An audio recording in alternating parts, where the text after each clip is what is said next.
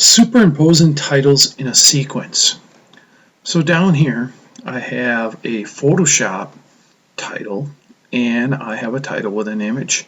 I'm going to take this Photoshop title, it's got a PSD file, and I'm going to drag it up into my V2 track. I'm going to let go.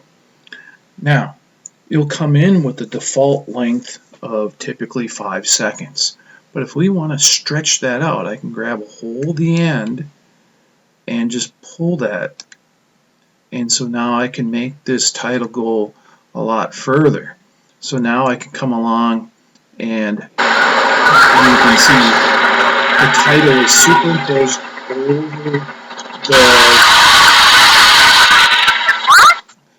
superimposed over the sequence.